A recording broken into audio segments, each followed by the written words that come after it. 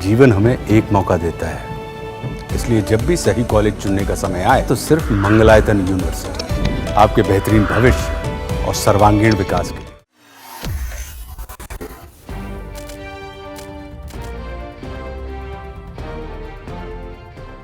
नमस्कार, जजमेंट समझिए माला दीक्षित से कार्यक्रम में आपका स्वागत है। मैं आज आपके साथ जिस मामले पर चर्चा करूंगी वो बहुत अलग है। इतना अलग है कि सुप्रीम कोर्ट को भी उस मामले में कानून से परे जाकर के फैसला देना पड़ा।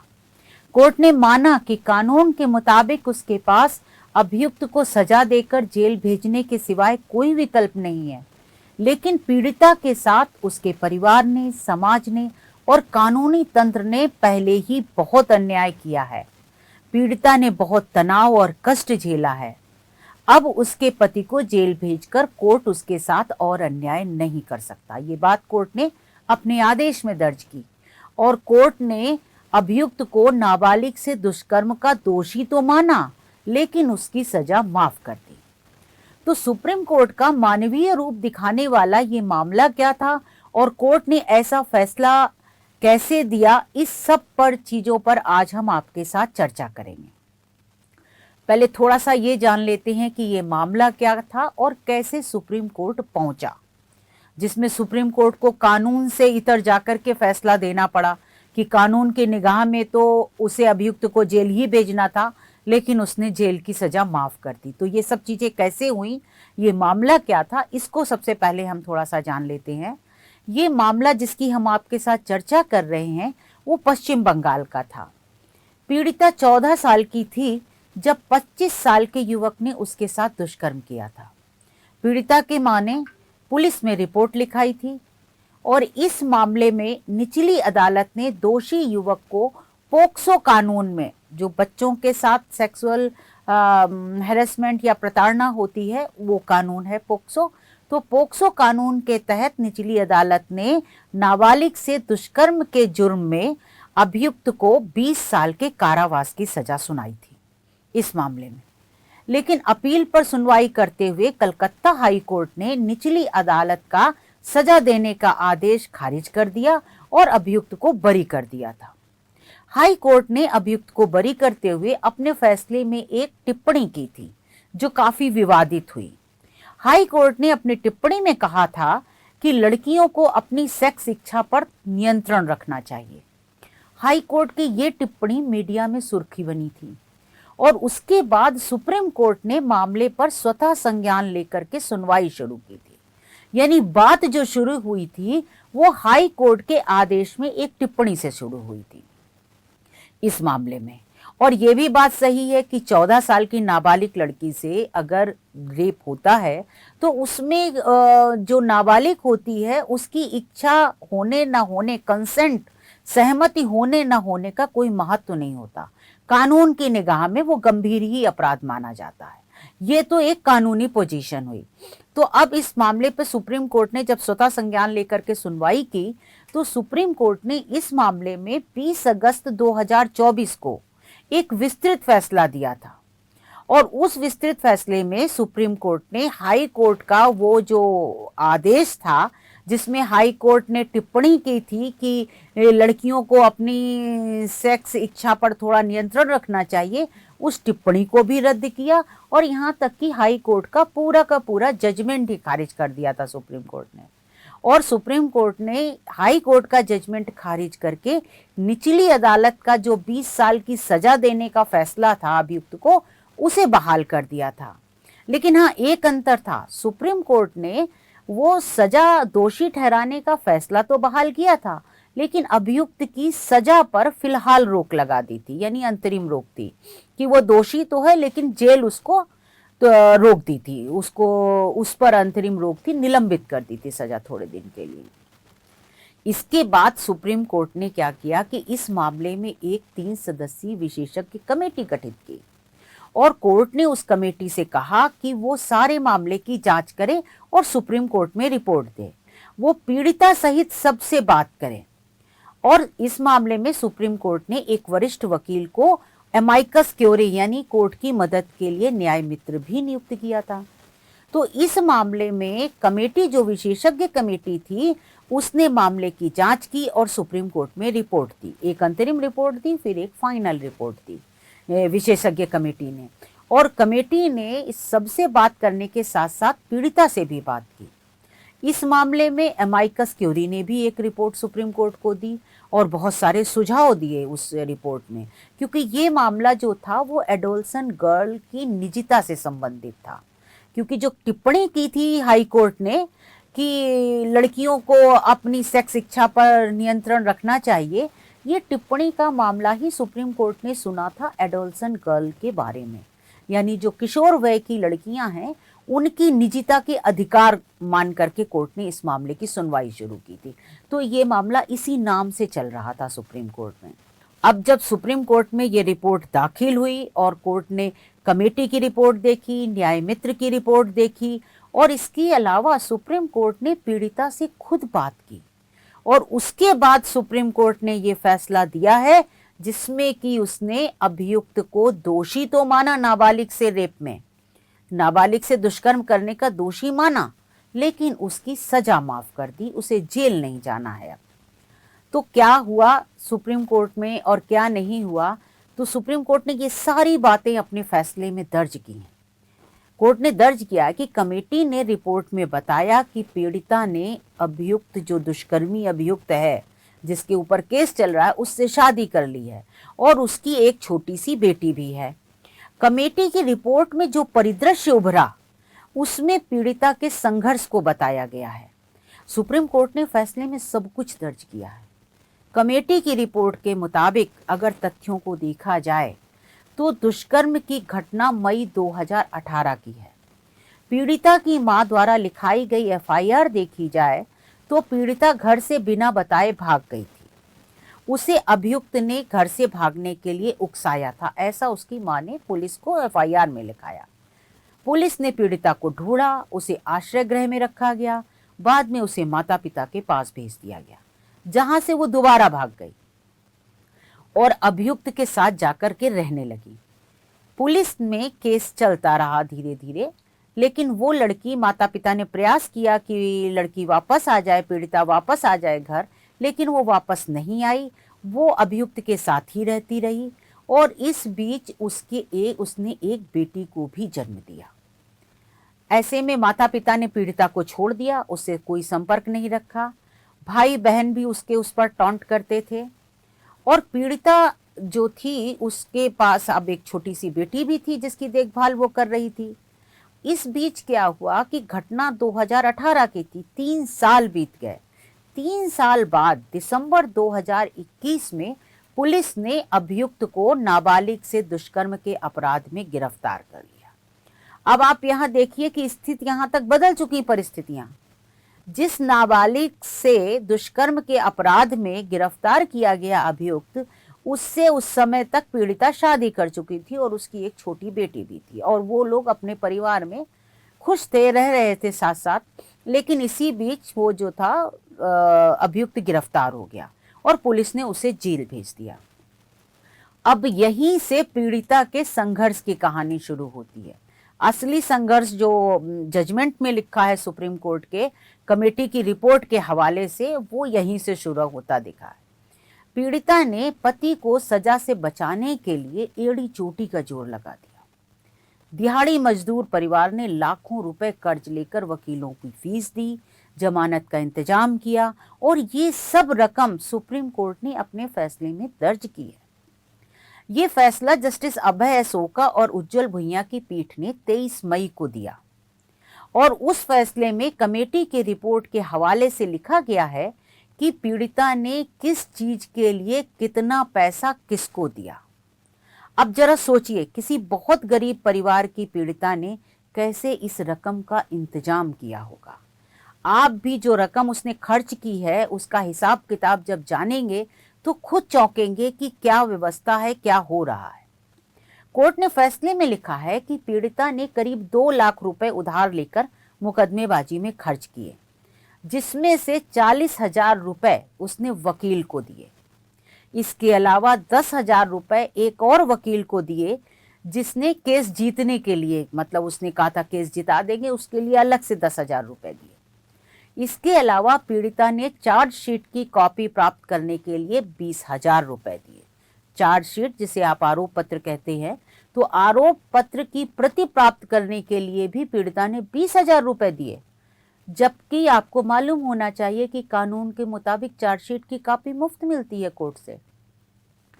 इतने ही नहीं, इसके अलावा 7,000 रुपए पीड़िता ने कोर्ट पेपर्स की डुप्लीकेट कॉपी प्राप्त करने के लिए दिए।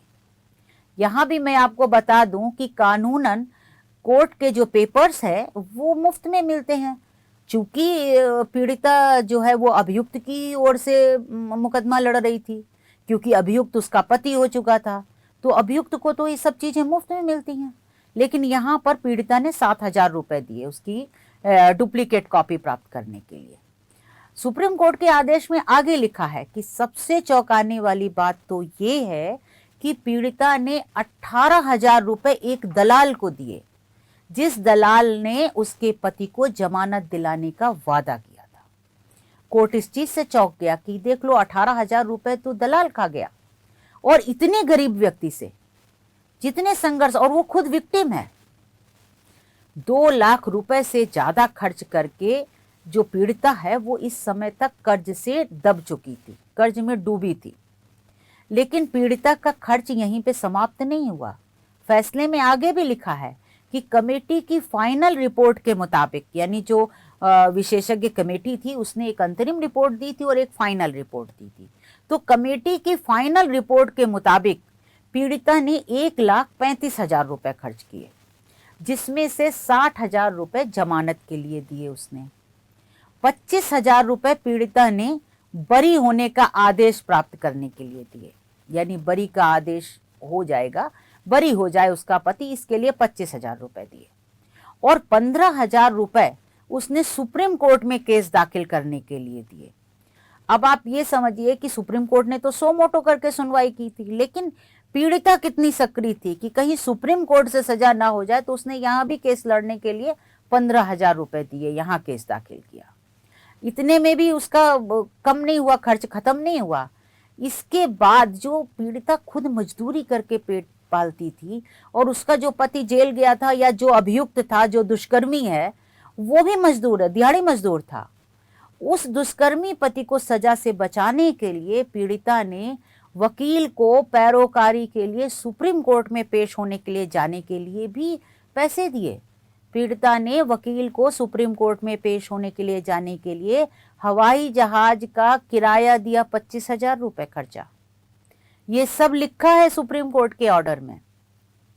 और यही सारी परिस्थितियां हैं जिन्हें देख के सुप्रीम कोर्ट का कानूनी दिल भी पसीज गया। सुप्रीम कोर्ट को उसके ऊपर, उसकी परिस्थितियों के ऊपर दया आ गई। उसकी संघर्ष की कहानी, उस पीड़िता का डेडिकेशन अपने परिवार के लिए देख करके जो माननीय न्यायाधीश थे वो पसीज गए, और वो उसे सजा देने का वो नहीं कर पाए, जबकि उन्होंने माना कि हमें सजा देनी ही चाहिए। सुप्रीम कोर्ट ने फैसले में दर्ज किया है कि कानून की नज़र में नाबालिग से दुष्कर्म गंभीर अपराध है, लेकिन पीड़िता ऐसा नहीं मानती। ये बात कमेटी की रिपोर्ट में थी जिसको सुप्रीम कोर्ट ने दर्ज किया है।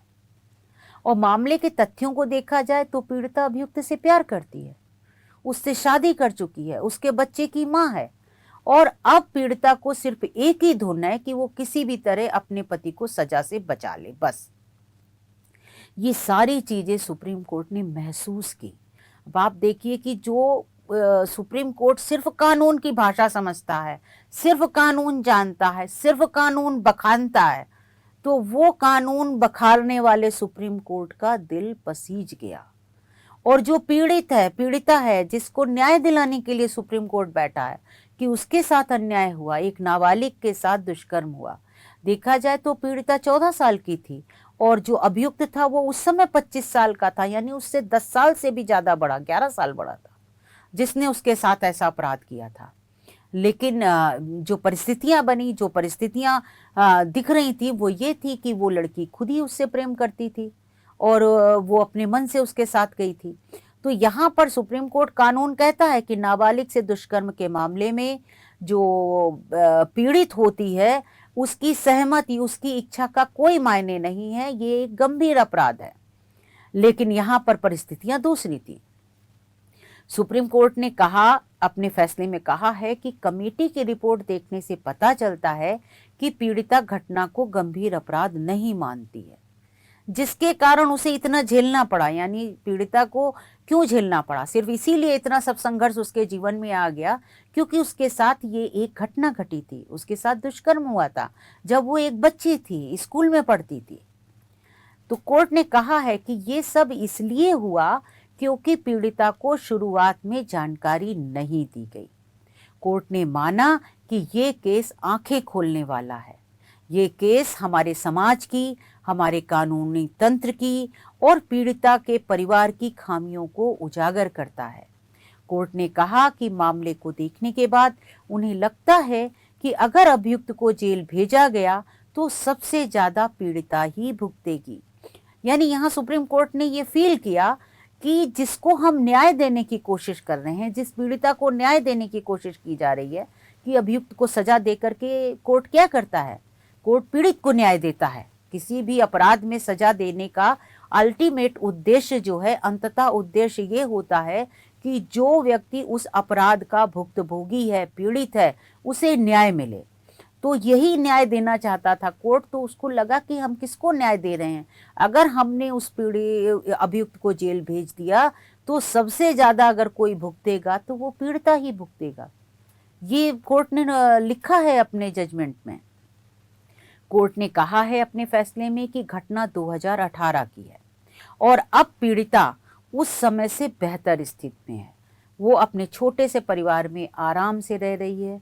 वो अभियुक्त के साथ अपनी बेटी पर ध्यान दे रही है और उसे अच्छी शिक्षा देना चाहती है।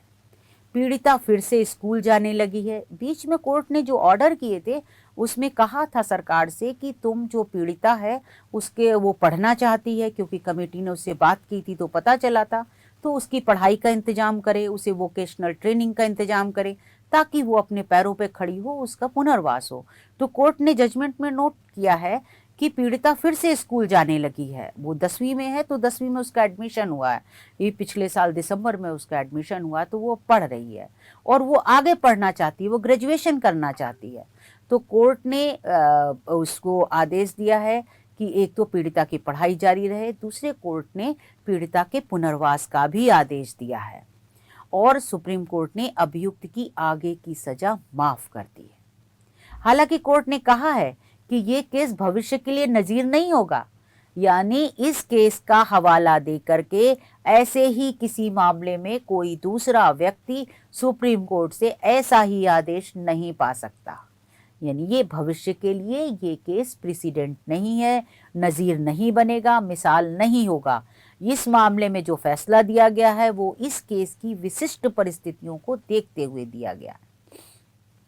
तो इस केस को देखकर ऐसा लगता है कि कई बार कानून धरा रह जाता है और कोर्ट को मामले की परिस्थितियों को देखते हुए कानून से परे जाकर न्याय करना पड़ता है। इस मामले में सुप्रीम कोर्ट ने ऐसा ही किया है। पीड़िता का संघर्ष देखकर सुप्रीम कोर्ट का दिल पसीज गया। कोर्ट ने अभियुक्त को नाबालिग से दुष्कर्म का दोषी तो ठहराया, लेकिन उसकी सजा माफ कर दी। सुप्रीम कोर्ट ने संविधान के अनुच्छेद 142 में प्राप्त विशेष शक्तियों का इस्तेमाल करते हुए ये फैसला सुनाया है। हम यहाँ आपको बता दें कि अपने संविधान का अनुच्छेद 142 है, वो सुप्रीम कोर्ट को किसी भी मामले में पूर्ण न्याय करने के लिए विशेष शक्तियाँ देता है और इसमें सुप्रीम कोर्ट किसी के साथ पूर्ण न्याय करने के लिए कोई भी आदेश दे सकता है। और इस मामले में कमेटी ने भी और यहाँ तक कि जो न्याय मित्र थे, अमाइकस क्यूरी थी वरिष्ठ वकील, उन दोनों ने सुप्रीम कोर्ट से अनुरोध किया था कि सुप्रीम कोर्ट इन परिस्थितियों को देखते हुए इस मामले में 142 में प्राप्त शक्तियों का इस्तेमाल करके हुए फैसला सुनाए और इस मामले में जैसे भी हो अभियुक्त की सजा निलंबित कर दी जाए या ख़त्म कर दी जाए, क्योंकि इस मामले में अगर उसे सजा दी गई तो पीड़िता ही परेशान होगी। ऐसा उन्होंने आग्रह किया था और कोर्ट ने भी अनुच्छेद 142 में प्राप्त विशेष शक्तियों का इस्तेमाल करते हुए ही ये फैसला सुनाया है, क्योंकि अगर सुप्रीम कोर्ट कानून के मुताबिक फैसला सुनाता तो सुप्रीम कोर्ट को हर हाल में अभियुक्त को सजा दे करके आगे जेल भेजना पड़ता और उस अभियुक्त को सजा कम से कम ज़्यादा से ज़्यादा सुप्रीम कोर्ट घटा देता, सजा मिनिमम कर देता, लेकिन न्यूनतम सजा जो कानून में होगी नाबालिग से जुर्म की वो उसको कानूनन देनी पड़ती। लेकिन यहाँ सुप्रीम कोर्ट ने अनुच्छेद 142 में मिली विशेष शक्तियों का इस्तेमाल किया और अपनी शक्ति का इस्तेमाल करते हुए उसकी सजा माफ कर दी। कोर्ट ने आदेश में लिखा है कि कानून के मुताबिक उसके पास अभियुक्त को सजा देकर जेल भेजने के सिवाय कोई विकल्प नहीं है। लेकिन इस मामले में पीड़िता के परिवार ने, समाज ने और कानूनी तंत्र ने पीड़िता के साथ पहले ही बहुत अन्याय किया है। उसने बहुत तनाव और कष्ट झेला है। अब उसके पति को जेल भेजकर कोर्ट उसके साथ और अन्याय नहीं कर सकता। इतना ही नहीं, कोर्ट ने सरकार को आदेश दिया है कि वह पीड़िता के पुनर्वास का इंतजाम करे, उसकी पढ़ाई, उसे रोजगार की ट्रेनिंग देने का इंतजाम करे और इसके साथ ही साथ उसकी बेटी का पढ़ाई का भी ख्याल रखा जाए। इस मामले में कोर्ट के आदेश में एक और बात उठाई गई है जो बहुत महत्वपूर्ण है। वो ये बात है कि किशोर वय के बच्चे जो कक्षा 8, 9 और 10 में पढ़ते हैं, उन बच्चों पर समाज और परिवार को ध्यान देने की जरूरत है। ये बच्चे कई बार घर से भाग जाते हैं, कई बार प्रेम में पड़ जाते हैं। ऐसे समय में परिवार, कानूनी तंत्र, सरकार और समाज की महती जिम्मेदारी बनती है कि वे उन्हें देखे, उनकी मदद करे, उन्हें सही रास्ता दिखाए और सही समय पर सही जानकारी दे। कोर्ट ने माना है कि पीड़िता को शुरुआत में जानकारी नहीं दी गई थी। कोर्ट ने कहा कि ये हमारे समाज की, हमारे कानूनी तंत्र की और उसके परिवार की खामियों को उजागर करता है। वास्तव में उसे इन्फॉर्म्ड चॉइस का कोई विकल्प नहीं मिला था। पीड़िता को कोर्ट ने कहा कि समाज ने उसे जज किया, कानूनी तंत्र ने उसे निष्फल किया और उसके अपने ही परिवार ने उसे बेसहारा छोड़ दिया और अब स्थिति ये आ गई है कि वह अपने पति को बचाने के लिए संघर्ष कर रही है। तो कोर्ट का जो ये आदेश है ये पूरे समाज की आंखें खोलने वाला है और पूरे समाज को नसीहत देने वाला है। इस मामले को देखते हुए सभी को जो समाज है उसके बारे में सोचना चाहिए और जोर डालना चाहिए कि कैसे इन स्थितियों को ठीक किया जाए जो समाज में होती है। तो बस आज इतना ही। फिर कोई महत्वपूर्ण फैसला आएगा तो मैं उससे आपको अवगत कराऊंगी। तब तक के लिए आज्ञा दीजिए। धन्यवाद।